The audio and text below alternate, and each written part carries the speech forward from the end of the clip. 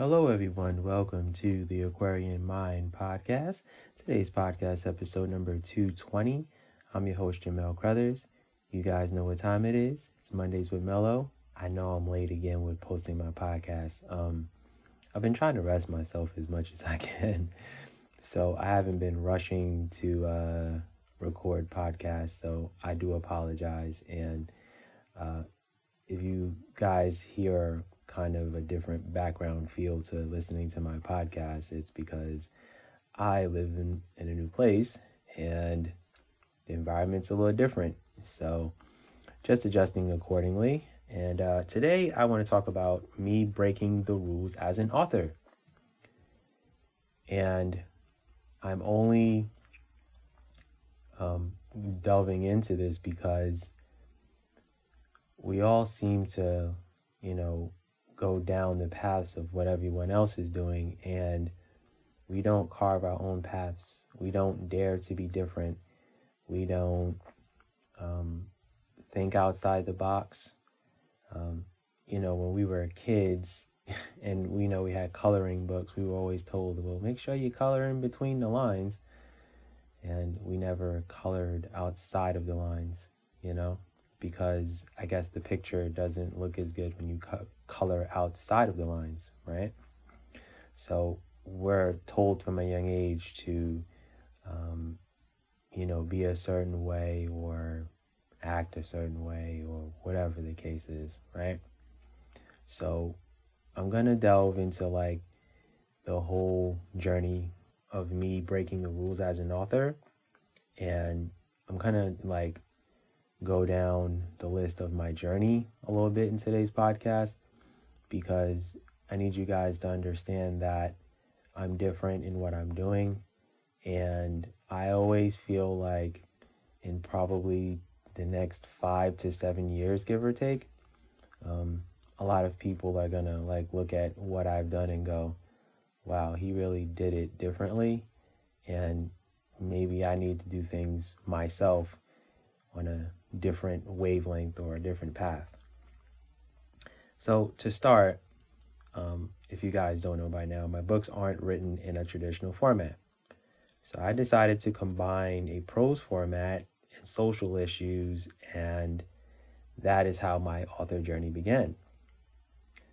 So way back in 2015, when I decided to start writing and, pursuing something that, I had a love-hate relationship for, which was writing poetry and things of that nature, I decided that writing in a prose format was going to be different, but it was going to be better for me. And, it isn't the most appeasing thing to a reader all the time, but the reality of it is we follow too many rules as authors. Honestly, writers, we follow too many rules also. Next, I made a huge decision to take my books off of Amazon. And there's a reason for that, and I did a podcast on it. And Amazon is one of the biggest platforms with books, but I took them all off. And I'm not only an author, I'm a business and a brand. And for me, it's changing the landscape of all that I'm doing. And the Amazon decision was based off of their business practices and what they do and how they conduct themselves and how they manage, paying authors, getting their proof copies and getting their regular copies out to them, and a myriad of other things that are troublesome for Amazon. And I always feel like all the big companies in this world will all have their day, and they will crumble and have to revamp themselves. And I feel that Amazon is one of them, especially on the book side of, their company and their platform. Creating a website and posting my books and blogs was huge. I changed my website 3 times before I found one that fit what my goals were and what I was trying to accomplish. And I literally spent a year revamping my website so I can build something where everyone gets an experience. So I'm not going to sit here and say the first website I had was great. It wasn't. I tried various platforms, from Wix to Weebly to even like some of the smaller platforms that like you've never even heard of before, but they're smaller companies.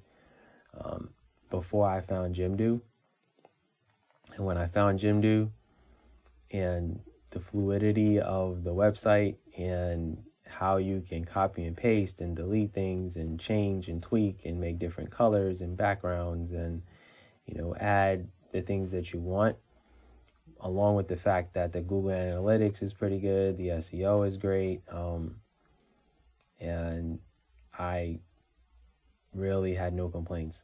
And adding the domain, so that was huge for me. I will say that my website is totally different than what any other author website is. And I've looked at a lot of author websites, and they're amazing and they're great. And I can say that for me, my website was built from scratch. It was built from the bottom up. I looked at people's websites. I studied authors' websites and said, okay, well, this looks good. This looks good. I wouldn't do that. I wouldn't like, and I, crafted my own way of doing it. I have a section for blogs, Mondays, Wednesdays, and Fridays. It's just the same way I do my blogs, the same way I do my podcast. I have my standalone books, which are about 7 at the moment. That's going to grow. Next year, I'm going back to standalone books. These book series are taxing on the mind. I will say that. And then I have my book series. I have a lot of those. I don't even remember how many I have at this point. And then I have my announcements and my events, announcements for upcoming books, things of that nature. Events, I will be working on doing more of those this year. I will keep you guys updated on that. And just, my clothing line, I have that. I haven't even been able to really focus on that too much, but going to work on that this year. Audiobooks, I'm at 5 right now. I'm working on more audiobooks this year. So there are a lot of things that I created with my website. And then obviously this podcast. There's a section for that. And you click my logo and it takes you to my podcast website, which I have. So for me, doing all of that was a process and a journey. And the other major thing I did was create this podcast where I share my life as a writer and an author.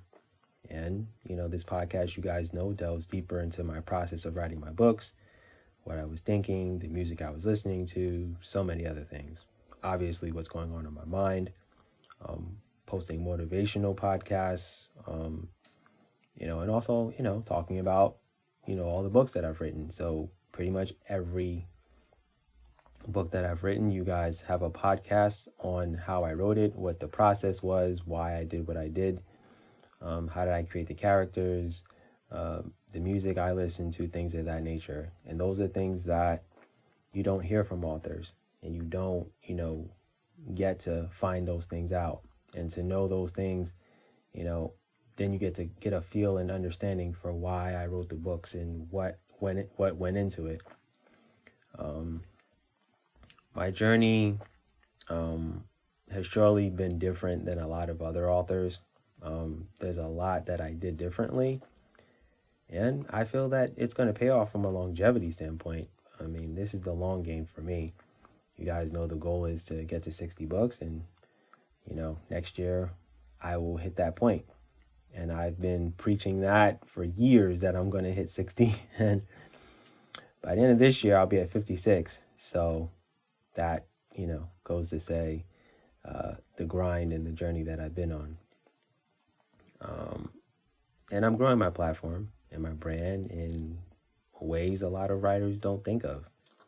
And a lot of this is longevity and legacy, and that's pretty much what I'm focused on.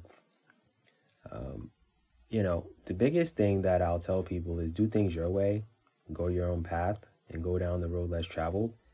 And you'll be surprised where you end up. Because I moved across the country. I have books in a bookstore, and that took years to get to that point. Stepping out of your comfort zone and doing things that aren't normal is it's good and it's fulfilling, and it allows you to grow, allows you to become a person that you never thought you'd become. And it's funny because a lot of jobs that I've had in corporate America have prepared me to get to where I am now. Like, I can't do this podcast if I'm not, doing the jobs that I did do, having to be engaging and talk with people on a regular basis. Like, people don't realize that being in sports requires a lot of social interactions, but also being a basketball referee for over 7 years, it requires like a lot of patience, good temperament, a lot of understanding, talking with players and coaches and things of that nature. And you have to understand people and who they are and their personalities and how they play on the court and how they interact with their teammates and how they're going to interact with you. And you got to read personalities, and if they're in a bad mood, or because I'm refereeing a lot of like nights where people are coming from work. So sometimes you gotta come out and say, look, if you're mad at your boss from today, don't take that out on me. That kind of thing. I make it in a fun, joking way, but that prepared me, working in retail,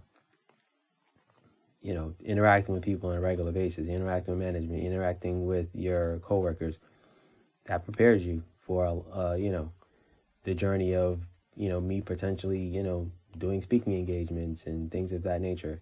I'm very introverted, and I'm to myself. I don't really go out much because if you guys don't know by now, I'm an empath also. So, I'm an only child, I'm a loner, I'm introverted, I'm an empath. So I absorb a lot of people's energy sometimes. And if the energy isn't good, I gotta go.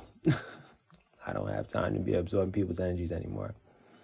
But the point is that I broke a lot of rules, and it's good for me. I like that I did that.